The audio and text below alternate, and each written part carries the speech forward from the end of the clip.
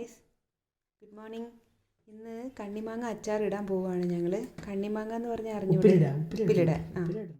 അതിന് ഇന്നലെ ഈ കണ്ണിമാങ്ങ തണ്ടോടെ പറിച്ചുകൊണ്ട് വന്നു. ഇങ്ങനെ പറിച്ചു തണ്ടെടുക്കാൻ നമ്മൾ കണ്ണിമാങ്ങ പറിക്കണം. എന്നിട്ട് ഇതിങ്ങനെ കുറച്ച് തണ്ട് നീട്ടിയിടണം. കാരണം ഇത് അച്ചാർ ഇട്ട് കഴിഞ്ഞാൽ തണ്ട് കഴിക്കാനും ഭയങ്കര ടേസ്റ്റാണ്. അപ്പോൾ ഫസ്റ്റ് നമ്മളിതിനെ കുറച്ച് ഉപ്പും സുർക്കയൊക്കെ മിക്സാക്കിയിട്ട് കുറച്ച് ദിവസം വെക്കും. അത് കഴിഞ്ഞിട്ടാണ് നമ്മളിത് ബാക്കി അച്ചാറിൻ്റെ പരിപാടിയിലേക്ക് പോവുക.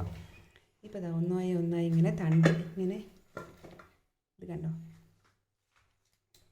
തണ്ടിങ്ങനെ നീളത്തിൽ അരിഞ്ഞിങ്ങനെ ഇടണം.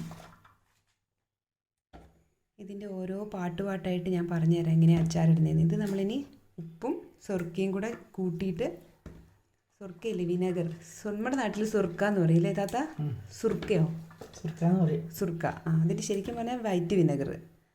അത് നമ്മൾ മിക്സാക്കി ഇതിൽ ഇട്ട് വെക്കും. അതെന്തിനാണ് അങ്ങനെ ഇട്ട് വെക്കുന്നത് വെച്ചാൽ, നമ്മൾ ഈ വർഷം ഇട്ട് കഴിഞ്ഞിട്ടുണ്ടെങ്കിൽ നമ്മളിത് അടുത്ത വർഷം എടുക്കുകയുള്ളൂ. അപ്പം ഈ ഉപ്പും വിനെഗറും കൂടി ഇട്ട് വെച്ചിട്ടുണ്ടെങ്കിൽ ഇത് കേടാവാണ്ട് കുറേ നാളിരിക്കും.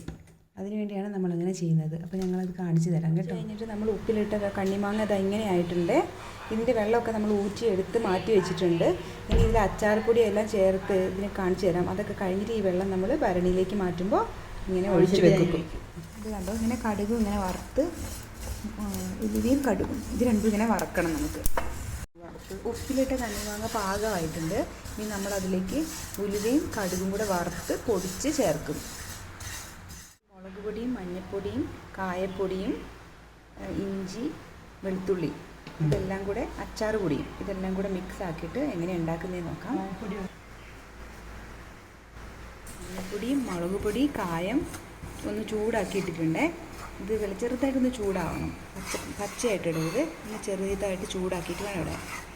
ഇനി ഇതുപോലെ ഒരു അലുമിനിയത്തിൻ്റെയോ എന്തിനെങ്കിലും ഒരു ഉരുളിയോ വലിയൊരു പാത്രം എടുത്തേക്ക് അതിലേക്ക് നല്ലെണ്ണ ഒഴിച്ചു കൊടുക്കുകയാണ്. നല്ലെണ്ണ ചൂടായിട്ടുണ്ട്. അതിലേക്ക് നമ്മൾ കുറച്ച് കടുക് ഇട്ട് കൊടുക്കുകയാണ്. കടുക് നല്ലവണ്ണം പൊട്ടിക്കഴിയുമ്പോൾ നമ്മൾ അതിലേക്ക് കുറച്ച് കറിവേപ്പില ഇട്ട് കൊടുക്കും. വെളുത്തുള്ളിയും ഇഞ്ചിയും നന്നായി വഴന്ന് കഴിഞ്ഞെങ്കിൽ നമ്മൾ പച്ചമുളക് ഇട്ട് കൊടുത്തു കേട്ടോ. കുറച്ച് പച്ചമുളക് അതിലേക്ക് ഇട്ട് കൊടുത്തു. കറിവേപ്പിലയും പച്ചമുളകും വെളുത്തുള്ളിയും ഇഞ്ചിയും കടുകും ഇതെല്ലാമാണ് ഒന്നും കൂടെ പറയാം ഇതിലേക്ക് ഇട്ടേക്കുന്നത് കേട്ടോ. എല്ലാം നന്നായി വഴണ്ടിട്ടുണ്ടെങ്കിൽ ഇതിലേക്ക് നമ്മൾ ചൂടാക്കി വെച്ച മഞ്ഞൾപ്പൊടി മുളക് പൊടി കായം ഇട്ട് കൊടുക്കുന്നു. ഇതൊന്ന് ഇളക്കിയതിന് ശേഷം ഉലുവ പൊടിച്ചതും കടുക് പൊടിച്ചതും കൂടെ ചേർത്ത് കൊടുക്കാം.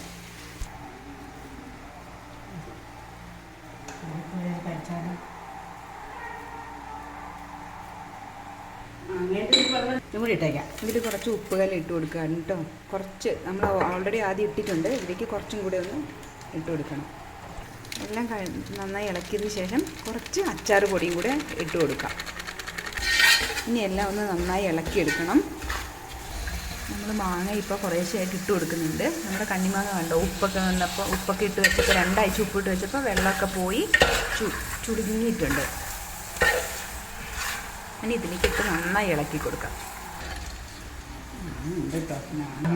നമ്മൾ മാങ്ങയുടെ വെള്ളം ഉണ്ടായിരുന്നല്ലോ നമ്മൾ ഉപ്പിലിട്ട് വെച്ച്, അതും കൂടി ഇതിലോട്ട് ചേർത്ത് കൊടുത്തിട്ടുണ്ട്.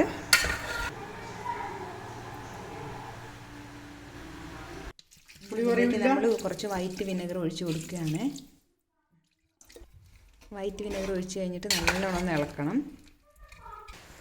അപ്പം നമ്മുടെ കണ്ണിമാങ്ങ അച്ചാർ റെഡി ആയിട്ടുണ്ട്. ഇനി നമുക്കിതിനെ ഭരണിയിലോട്ട് കോരിയിടണം കേട്ടോ.